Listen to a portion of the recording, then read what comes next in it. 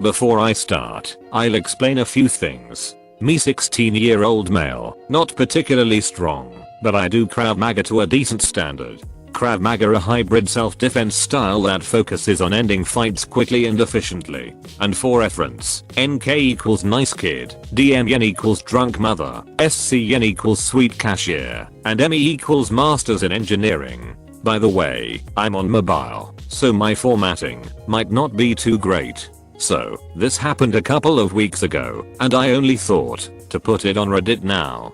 Basically, my mum hasn't been feeling so great, so I've taken up shopping duties for the time being. I was buying some milk in local supermarket and had just arrived at the tills when I saw a kid on his own in front of me with a pretty big haul of shopping. As it turned out, he was from my Krav Maga class. Because the teacher likes me, I typically help out with training the younger students, and this kid was one to whom I was a close mentor. I said hello, and we talked a little. His mum had left him next to the shopping to pick up something she had forgotten. We all know the feeling of approaching the cashier without a parent nearby lol, which gave us time to chat about training and stuff. Nothing too in-depth, but when we came to the cashier, his mother still hadn't arrived, meaning I had to apologize to the young cashier for the wait. I heard a small commotion behind me and turned around just in time for my face to be directly in front of that of a seemingly half-drunk woman. Short hair, looked about 100 kilos, and her breath was rancid. Don't tell me that's his mother, I thought. But unfortunately, my suspicions were confirmed when I saw the recognition between the mother and son. I greeted her and told her about my mentoring of her son, but she didn't listen. Instead, she made a HM noise and turned to the cashier before producing a wad of coupons and pushing them towards the poor lady at the tills. With a sigh, she riffled through them, looked up at the half-drunk beast in front of her, and sweetly told her that they were invalid. I don't remember the exact confrontation, but the words were something to this effect. M. Piss off. Check again. SC. Riffling through them again. Sorry, they're all expired, or for a different store. M. No, look. This one says, expires on the 20th of December. Being a bit of an Aussie person, I listened in. It was starting to click with me that this woman, between her previous demeanor and her slightly slurred speech, must have been at least half drunk. SC. I'm sorry, madam, that's the 20th of December last year. M. Muttering, last year my ass. M then proceeded to reach into her purse and retrieved a small number of credit cards. Trying them one by one, they failed again and again. I couldn't help but feel sorry for her, considering her seemingly bad financial position, until I noticed a sudden change in tone. M. Loudly, the F do you mean? None of them work. I used them yesterday, and they worked just fine. SC. I guess you ran out of credit or something. Do you have any other means of pay? M. Just give them to me. I'll take them as compensation for your poor customer service. SC. Awkwardly, I'm afraid I can't do that, madam. You'll have to pay, or I can get someone to help you take these items back. There was a moment of silence before M began clumsily rooting around in her handbag. NK seemed worried, which probably should have foreshadowed the upcoming scenario. The poor cashier's eyes widened as M finally dragged her hand out of the bag to reveal a knife. Now, before we go any further, you should understand something about UK knife laws. Whilst it is legal to carry most knives on your person, as long as the blade is under 3 inches, there are a few types that you cannot carry regardless of length. A good guide to this can be found here. https www.navasandtools.co.uk/knife laws.htm, but the knife used by M here was a switchblade.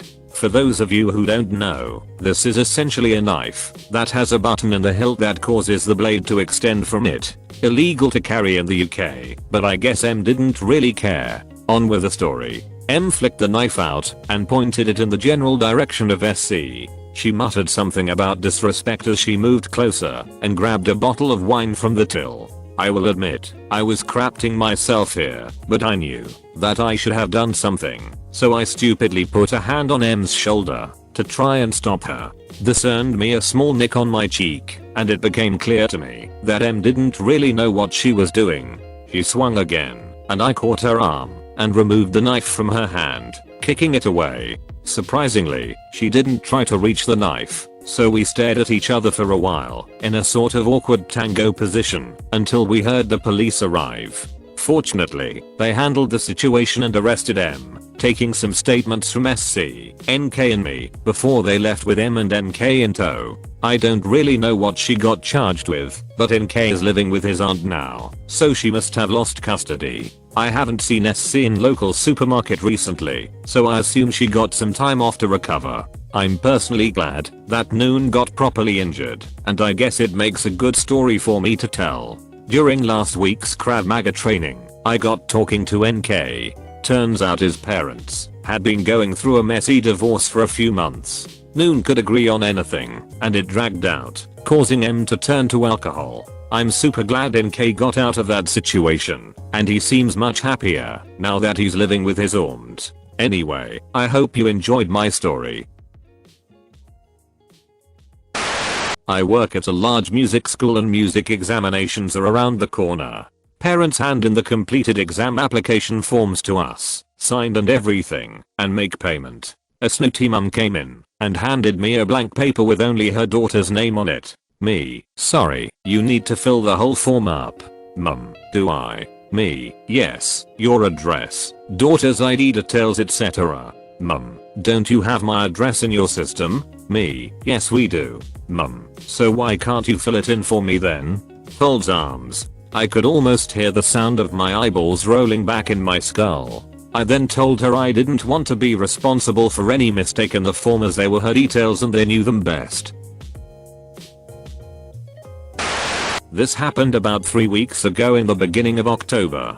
EM equals entitled mom. LB equals little brat. OE equals officer. ME equals magical elephants me myself and I. Let's get started. I have 2 parakeets, birds, Mordecai who has sky blue feathers and Leela who has angel-like feathers. During spring break I decided to walk to the park. It was bright and warm, partly cloudy, even though a storm was brewing, and overall a great day to walk to the park. As I got closer to the park I noticed a few kids there. However, I did expect this, since it was so nice out, so I brought some treats with me. At the time Mordecai was on my shoulder, since he liked the sun a lot, and Leela was in my hands, since she is a peculiarly shy bird for her species. When I got to the park all the kids swarmed me. Soon enough Mordecai and Leela were getting nervous, since Mordecai started flapping his wings. I did manage to control both groups, and gave the kids each of them a treat, and letting them feed it to whomever bird they felt like.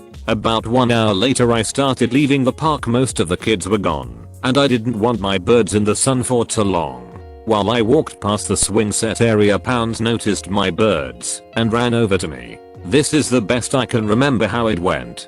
Pounds, cool birds, what are their names? Me, I gestured to Mordecai, said his name, and then uncovered my hands and pointed to Leela. Pounds, can I pet her? Me, well see. At first Pounds was patting her head, and I thought it's nothing, she'll just be a little annoyed, but he then took her wings and tried flapping them.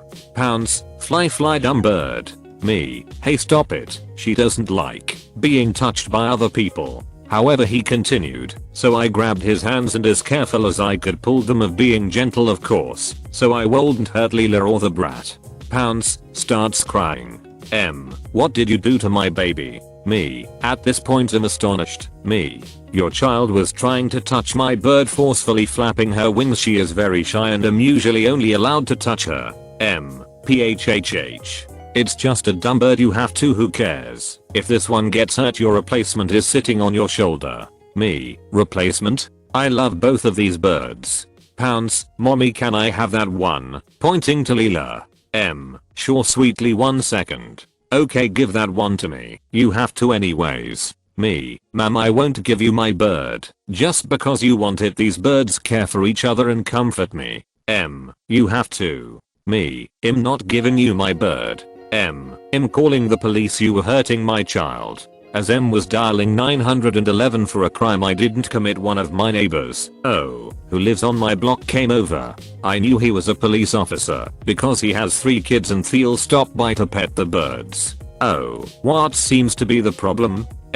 This brat, yeah, 13, hurt my child. Hi Opus. Man, where exactly did he injure your child? M lifted up her child's arm showing him the injury. Oh, I don't see anything. Op, could you tell me your part of the story? I tell him my part of the story, and he believes me, since it adds up to the words she was screaming, and also that her child had no marks or anything indicating pain, well at least physical pain. He asked if I wanted to press charges. I said no, and waddled off before the storm came.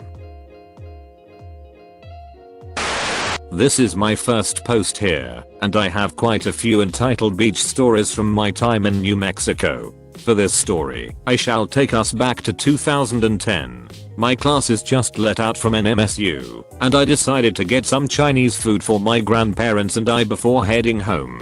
Ordering and receiving my food was easy enough, and I was driving out of the parking lot. I see a red car put its reverse lights come on as I'm driving by. They literally just came on, and if I stopped I would have blocked her in. So I kept going.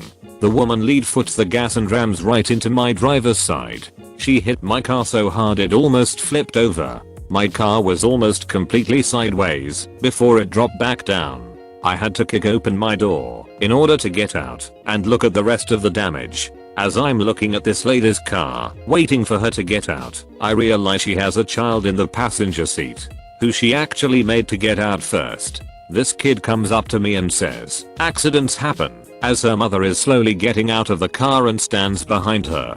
Now I'm pissed. This bitch is trying to use her child as a shield, and I was not going to have it. Why don't you have your kid wait in the car while I call the police? She looks absolutely terrified.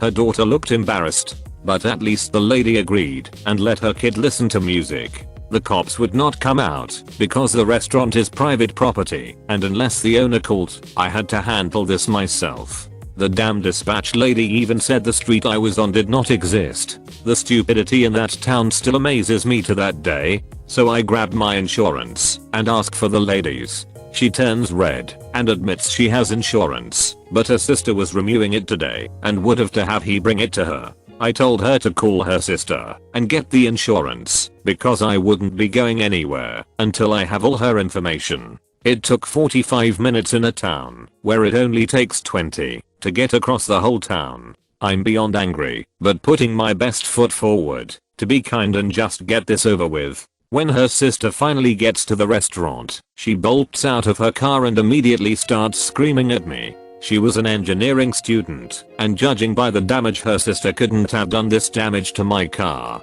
This is our heavily pregnant entitled beach. Like watermelon under her shirt pregnant. Our argument went along these lines. My sister didn't do this. You're just trying to get a new car. I can ask the restaurant for their camera footage if you like. I did not just spend an hour in the sun for nothing.